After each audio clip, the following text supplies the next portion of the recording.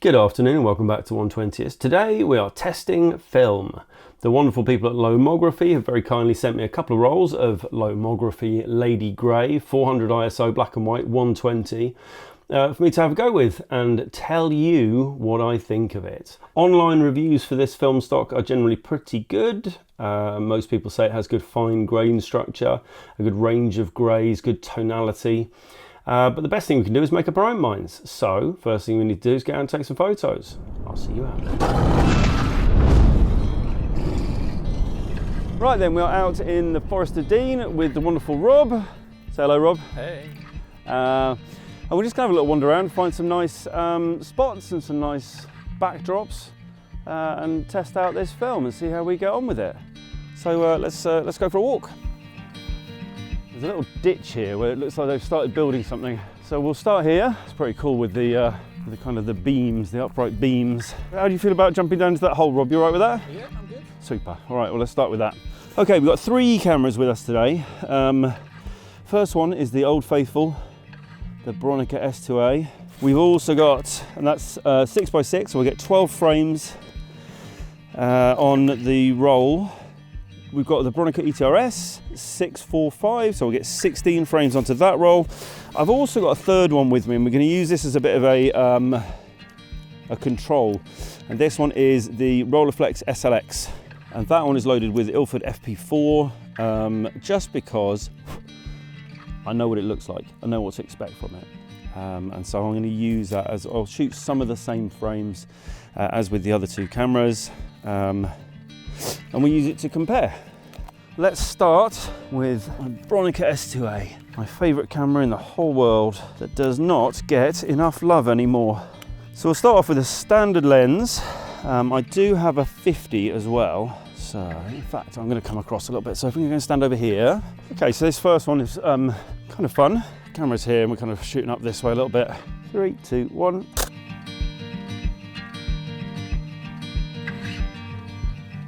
And let's bring your shoulder, actually no, let's stay where you are.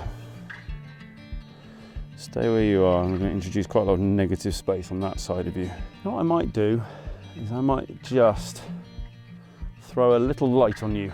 Now, I don't want to throw too much light on you here because I do want that lovely shallow depth of field. I want blurry backgrounds. So I'll just put this over here. Focus, here it goes, 3, 2, 1.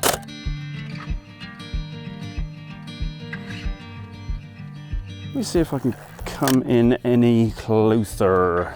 And here it comes.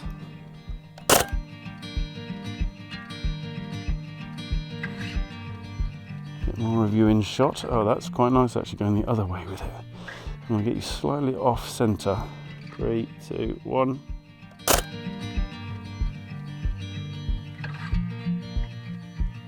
I'm going to just grab the Rolleiflex and we'll do one handheld.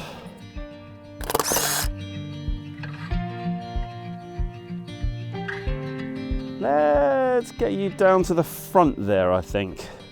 Sticking with the S2A, but we're going to swap to a 50mm lens. All right, let's see what we got. Oh, that's better. Here we go. Okay, and I can bring you back forward again, please. I am loving this. This looks great. And here it comes.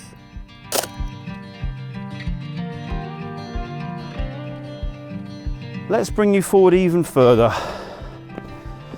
3, 2, 1.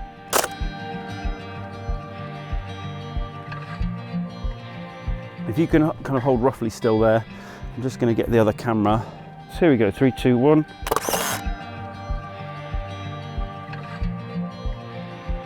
Okay, we've shot 9 frames on the S2A. I'm kind of tempted to do one on the ETRS here as well, actually, because I love this frame. I'm just going to set up the ETRS quickly and we'll do one in this position. So we're going to go with the 40, super wide. Avid viewers of the channel will remember this is one I dropped out in South Africa. There's a huge chunk missing from the front of the lens. I'm okay, I'm not proud. I'm a big fan of shooting portraits right up close.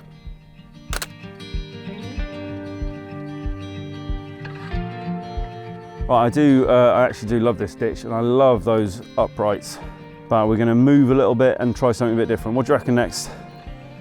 Can go with the barn or Still the field, whatever. Should we do the barn? Yeah. Let's do the edge of the barn, I think. Cool, let's go for a barn. Sounds good, off we go. Okay, so here's the barn. It's kind of an open-sided barn. It is very dark in there, but I wonder if we could just use it almost as an unlit background. I might get a little bit more creative in a minute, but let's just start off with one just like this. And here it comes, 3, 2, 1.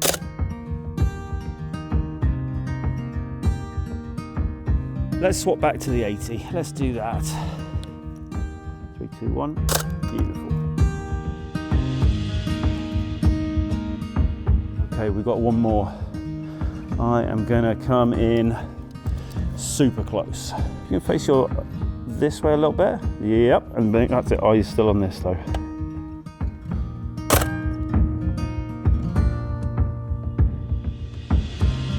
So we'll wind that through. And that is the end of that camera for today. Let's bang out a couple of frames on the Rolle here. Here we go, 3, 2, 1.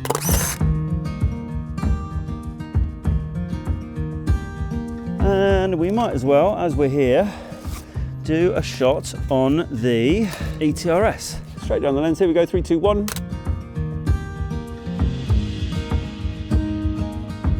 So we're gonna do another one.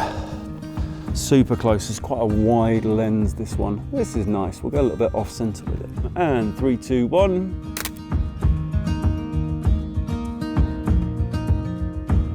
Let's try, do you know what I'd like to do actually? I want to do, seeing as we have a bit of sunshine at the moment, I'd like to do a couple of shots with the sun behind you. So I'm going to put the doubler on the 80, and then let's move over here. And I'll get you just standing actually on the gravel just there, please. 3, 2, 1.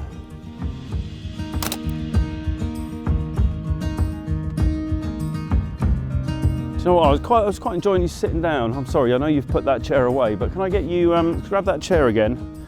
Let's just sit you in front of this. And here it comes, Rob, 3, 2, 1. Lovely, thank you. Here it comes, we've got a little bit of lens flare.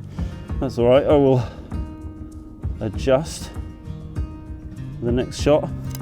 Holding, 3, 2, 1. Beautiful. Let's come in a bit closer again. Sorry, buddy. It's going to seem weird. Okay, yeah, quite like it. And here we go. 3, 2, 1.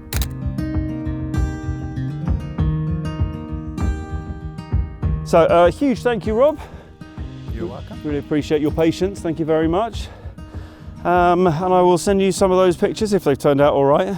And it'd be interesting to see how they came out. Looking forward to it. All right, bye. All right, first things first, number one, I love those cameras. I think they might be my 3 favorite cameras to shoot on: my Bronica S2A, Bronica ETRS, and my Rolle SLX. Amazing cameras. I'm very happy with some of the photos that came out of those just now.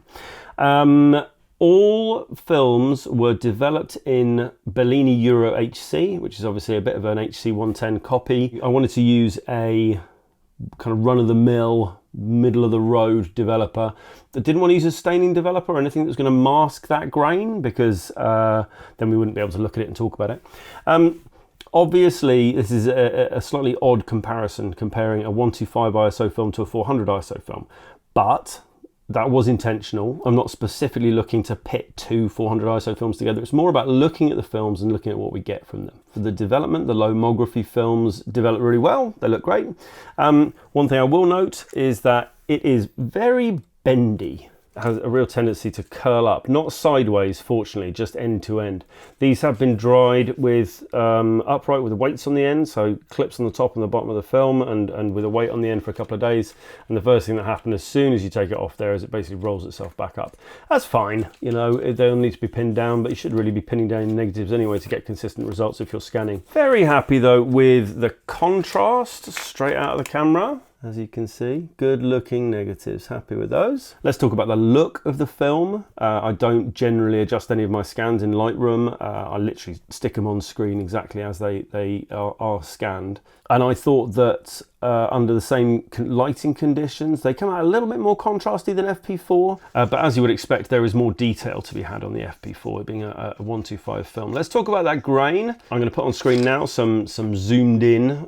So they're not zoomed in. I've got a 21 megapixel camera that I do my scanning with, and so in order to take a really good look at the grain, I actually took it right to the end of my macro lens and scanned again, or took another photo. This is the Lady Grey, zoomed right in, and this is the FP4 zoomed in to exactly the same extent. The Lady Grey is more grainy, exactly as you would expect, a 400 ISO film versus a 125 ISO film.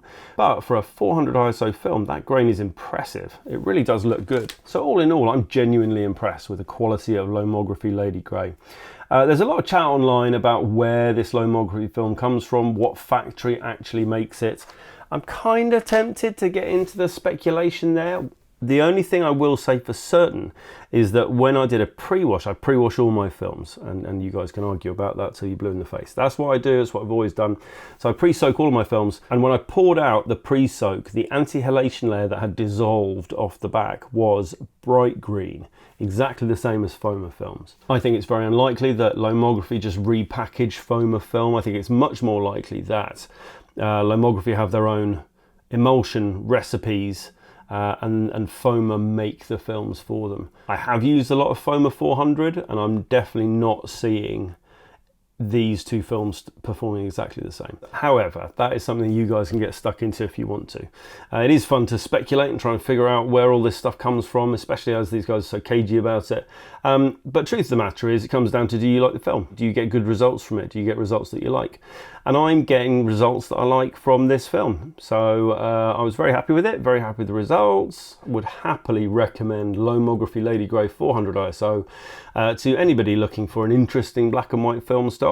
That's it for today. Loads more coming up on the channel. I've got another film from Lomography I'm going to be testing out. That is Lomography Berlin 400 ISO also. We've got more black and white paper reversal coming up. We've got Fuji GX680. I've got some light meter tests that I need to do. I've also got some camera repairs. I haven't put any camera repairs on here for ages, so I might be putting some camera repair videos on here in the next few weeks. All right, let's see you lot. Goodbye.